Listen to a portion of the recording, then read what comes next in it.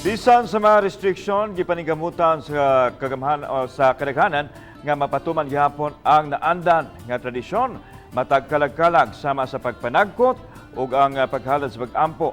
Ang uban sab misigurong makahikay ug makaandam sa naandan nining panahona ang biko. Ani ang report ni Nico Serino.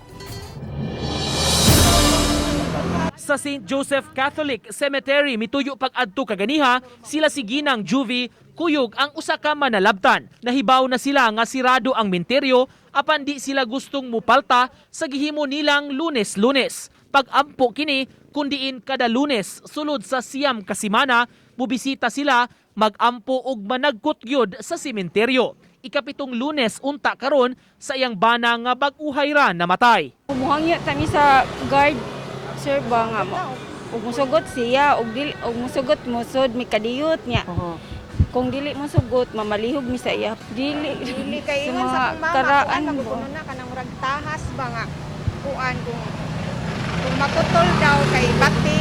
Mao sa nay tinuhuan sa mga karaan pa ba? Kay wa man sila tugti nga musulod, gitunol o gipapamalihog na lang nila sa gwardya ang pagdagkot og kandila sa lubong sa minatay. Karong adlaw, daghan sab ang mituyo pag-adto sa sementeryo bisan kun sirado. Bisan kuno sa gawas lang makapanagkot kay tradisyon na nila kini. Ang nagkot ra may diha. Importante nagapanagkot yun ba? Wala mangud ko kauli sa mua, magparosaryo na lang ko diri. Okay. Kuan man, apiki. Samtang karong adlaw, mabantayan nga busy ang merkado publiko sa syudad. Sa mga naninda og lubi ug mukagod niini, way puas ang pag-abot-abot sa mga customer, kadaghanan kanila maggama kuno og biko. Tag 50 kada kilo ang kinagod nga lubi.